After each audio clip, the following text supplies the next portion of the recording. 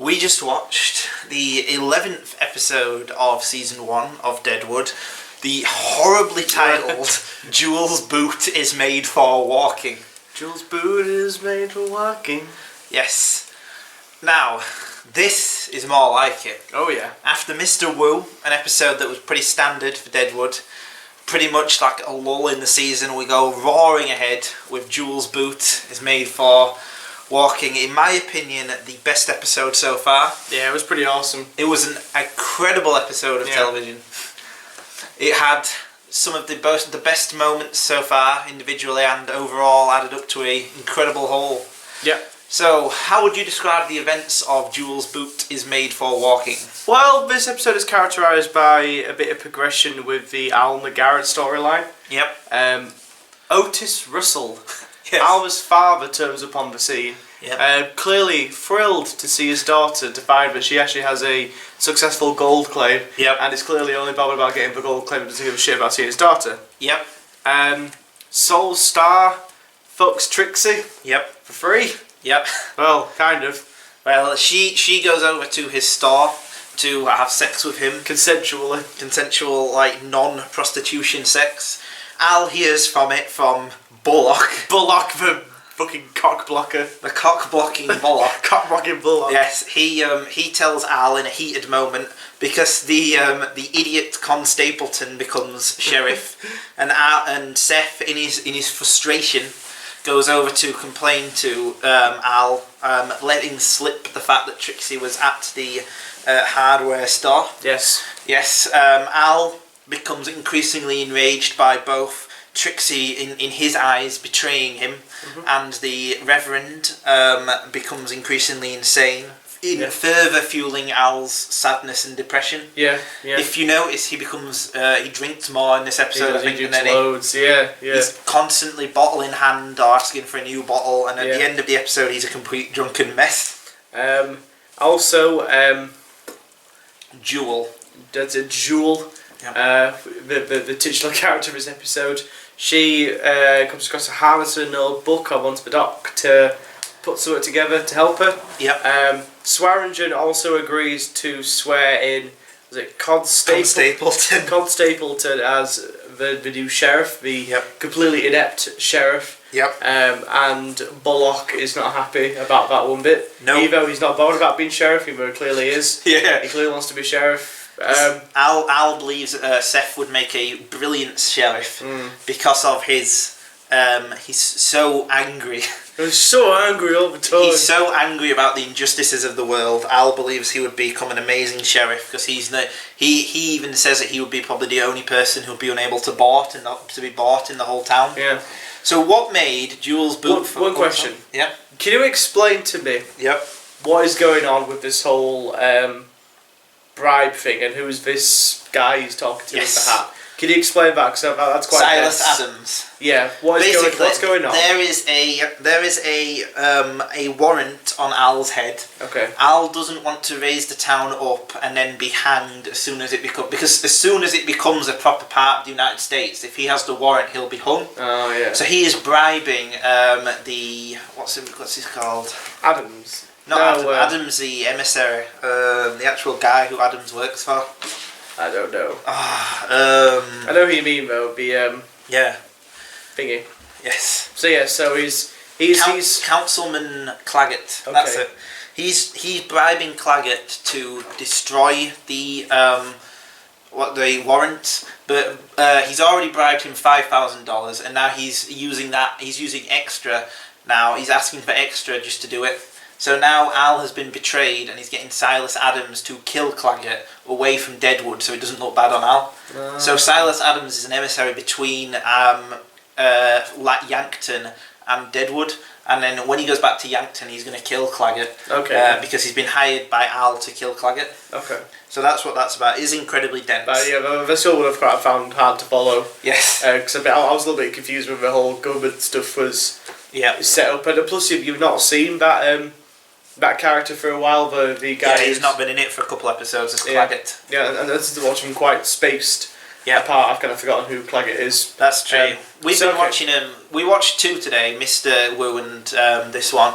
But yeah, we haven't watched the other one for about a week, so I can understand how you wouldn't remember who Claggett is. Yeah, I guess this random character I met like 3 episodes ago, which basically means I met him about 5-6 weeks ago. Yeah. Yeah. So okay. So basically, this Adams guy, is an emissary between the two. So the whole bribe stuff, then, you know, where we put stuff like into the envelopes to what? Is that separate? That's to bribe Yankton to make them not impose their own government onto Deadwood and like their own taxes and things, so Deadwood can continue to be an outlaw camp. Okay. Lots of bribing. There's lots of bribing. It basically is just an excuse to talk about how society is based on money and bribes. Oh yeah. Society is a lie agreed upon. Yes. In the vernacular of a later Deadwood episode. Okay. Yes. So society is a lie agreed upon. That's what the bribes are all about. Okay, that's fine. And that's another one of the reasons why Al is so upset in this episode. Yes. Yeah. We see Al at his lowest. There's a great scene where he's watching the preacher from the balcony, and he's probably his worst point. He's talking about like the circumcision of like an ox. Yeah. And Al, probably reminded of his brother. Yep. Sheds a single tear. That is amazing. That's an amazing scene. Yeah. If I was a softer man, I may have cried myself. I know. It was very emotional. A very emotional scene. Yeah. Because we've spent 10 episodes with him being such a hard ass, such a horrible, unrelenting human being, to see him actually care, especially about a character who no one else cares about, really. Yeah. Even the Doc doesn't really seem to care about. No. The preacher at this point, to see him almost in tears. Yeah. For this human being is quite moving. I like when he runs into the Doc in the gym. He's like, "Oh well, you cured the preacher. I can't wait to see the way you're gonna cure Jewel." Yeah. I'm sure he'll do a great job. Yes. That's a really good bit. It's full of it counteracts in this one, instead of Cy and Al, which it mainly has Al and Bullock. So both of them are annoyed profoundly by the actions of people around them. Bullock with Alma's father and Sol is annoyed with those two, so he takes it out by just by telling Al about Trixie. He's basically blaming Trixie for how frustrated he is with his own life and with the sheriff and his own sexuality. Yes, and Al is taking out his frustrations at the world on the Doc, and then Trixie. And then that whore later. Yes. In probably one of the best ending scenes I've ever seen to a TV show ever. Yeah. Where Al's getting a blowjob from a whore. Basically, he reveals his backstory. Yes. About how he was an orphan, son of a whore, just left on the bed, left at the porch of this boys' orphanage, which happened to be next door to a whorehouse. Yeah. That's an amazing scene. That is, I think, the best moment so far. Easily, yeah. It's just an absolutely stunning, and Ian McShane sells the hell out of it. yeah. It's alright, how you do to swallow, you just spit it out. Yeah. I also think this is one of the funniest episodes so far. Yes. It's really, really funny. It's both the most tragic and the most the tragedy with the Reverend, and also it's just full of as you say, amazing lines. Yeah. Amazing moments, like the bit where they do swear in Stapleton, and what's he called? Merrick is trying to get another photo. Oh yeah, that's really good. Yeah. He's really proud of this kind of complex new contraption he's got, and everyone else is a bit like. Yes. And he can't quite convince anybody. Yes. That's really good. That's really funny. Yep. The stuff with Jewel as well is quite sad. Yeah, no, that's really sad. Yeah, it's heartbreaking watching her walk like down the street, just barely. Yeah. Walking. I call maybe like these last 2 episodes where Al's meanness has come through more. His what has come through more? Meanness. Yeah. You know, like his tougher side. Yeah. Like it's been a bit subdued over the last few episodes, but like in the last couple, obviously when he murdered that guy, and it's almost like he's back and he's angrier than ever. Yeah. And sadder and more depressed than ever. Yeah. And it's like now we've seen his human side. Yeah. Just remember, he's a bit of a menace. He is a bit of a menace. Yeah. Well, at the end of the day, he's still a pimp. Yeah, he's a pimp. Yeah. He's still a pimp who's willing to murder people for very little. Yeah. Have you noticed what the through line is with almost all of the main characters at this point? Go on. They all have complicated relationships with their father. Oh yeah, yeah. Like Joni and Alma and Trixie were both sold to men by their father. Oh yeah. So you meet Otis Russell in this episode, who is Alma's father, and he essentially sold his daughter to Brom, which is revealed in episode 8, episode 5. Alma has like a monologue where she talks about how her father couldn't repay her for what he was doing, but he could repay some of his debts. So we already have, it's pretty clever what they've done. I noticed this, but you obviously had no way to know it, but they foreshadowed him arriving about 5 episodes ago, just in a speech. So it is that. Joni was sold to Cy, Trixie was sold to Al. Bullock is himself a phantom father, so he is, even though he's now father issues of his own, he sort of created that by like that. Al, as we can see, was sold by his mother into parent issues, because he was sold by his mother into an orphanage. Yeah. And on one of the episodes is even called No Other Sons or Daughters. Oh yeah, yeah. So there's definitely something going on there. I don't think it's all just circumstance. It's not like coincidence that every single character has some kind of complex issue with their heritage. Even the civilization itself is built upon trying to stop the murder of a child. Oh yeah. In the first few episodes, so they're obviously trying to say something about that. Likely something about how America was founded. On these lies agreed upon. You see, there's all this dense stuff, but it's just a joy to watch, isn't it? Oh, absolutely. This episode, it's so amazing. Yeah, it did. This one didn't even feel like 50 minutes. It just flew by. This is longer. This one was 55. Was it? Well, so you didn't even notice I it. didn't notice. Yeah, could have been 10 minutes. Yeah, no, it absolutely just flew by. Yes. Just every single character interaction is so defined now. It's so dense. Yes. There's so many things going on. They've even, I can't remember, this is like one of the best episodes, like introductions for EB's own sidekick, Richardson. Oh yeah. So somebody you can kind of push around and... Yeah. Who'd have thought EB needed a sidekick? It's a, girl, you can have a look when you grow some more hair. Yeah. Like you try to be like do Al one-liners. Yeah. It doesn't work. No, they're amazing as they go along. They have like proper scenes where it's just those two and stuff, and he's trying to bully him around. Oh, it's amazing. But and also I think what this does, which a lot of like penultimate episodes of TV shows don't do, is it's a really good episode in and of itself. Yeah. A lot of shows just build to the conclusion. Like the penultimate episode just sets everything in place. Yeah. Like, what do you think is going to happen in the finale now? I don't know. I don't know. Yeah. Probably something to do with the I think the deal that Al's making with this Claggett is going to backfire horribly. Yeah. I think it'll end with Bullock being instated as sheriff. Yep. I mean, I already know who becomes sheriff in season 2 thanks to the back of the DVD box. Yep.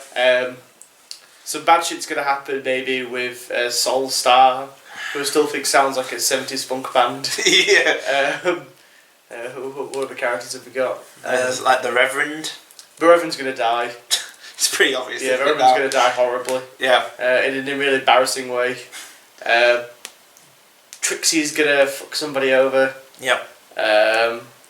I don't know, I'm taking stabs at the dark at the moment. Yes, it's a really weirdly paced season. It's really well done, but every episode sort of, it builds to the next one, but in a way where you can't really tell. Yeah. I mean, we're in the end stretch now, 1 episode to go, but isn't it? It's so different now from where it began. Oh yeah, I was thinking of just like the Reverend character. Yeah. Who spouts crap in the beginning, but there's like a logic to it, and the characters can kind of interpret more meaning from the Reverend's sermons. Yeah. Now he's just speaking gobbledygook. It's just crap, and it's amazing how far that character's come. But yeah, the whole nature of the show's changed. Wild Bill Hickok already feels like a distant memory. Yes.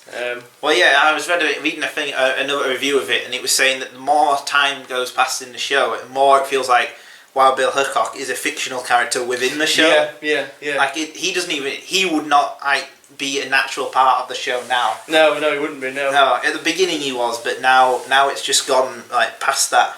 Yeah. But yeah, it's just an incredible hour of television. It's one of the best hours of TV I think ever. It's just it is amazing. Incredible. Yeah. I was shocked. I remember the last 2 episodes being great, but I mainly remember the last one being amazing. But this one really stood up even more than I thought it would. Yeah. It's just great. You get so many great Al scenes. Yeah. Bullock becomes more interesting. Bullock becomes three-dimensional. Yes. My wife and child are coming to camp. My wife and child are coming to camp. That's his excuse. Saul has things to do. I mean, there isn't a single character in this, I think, who isn't well defined. Even Jewel. Even Jewel, I love Jewel, yeah. Jewel has a personality and she makes jokes. She has, yeah. Like, what are we doing for darks? Knocked up. Exactly. That's great, yeah. What other show would give that kind of character, like, something to do? Yeah. Never mind, like, jokes and like an interior life and things. It's just... It's never gotten to the point where it's like, we better give so-and-so something to do. No. And that's generally when something has reached its worst point. We've got to give this character something to do. Yeah. Well, her plotline feeds into that idea of... Because what she's trying to do is to, improve herself by having this leg brace. Trying to... she says to not annoy Al as much.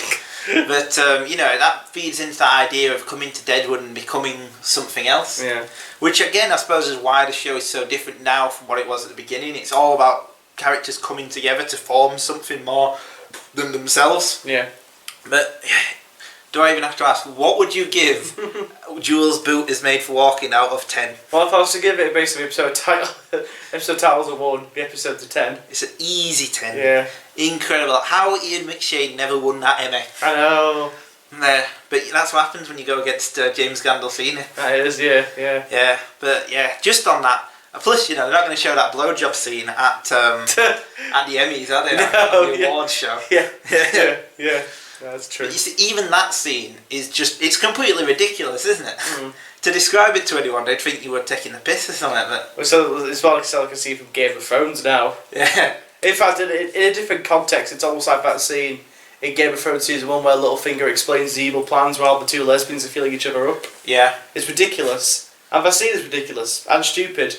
But we take a similar thing in Deadwood and we make it work really well. Because it's something he would do. He's a saloon owner, he's drunk, he wants some satisfaction.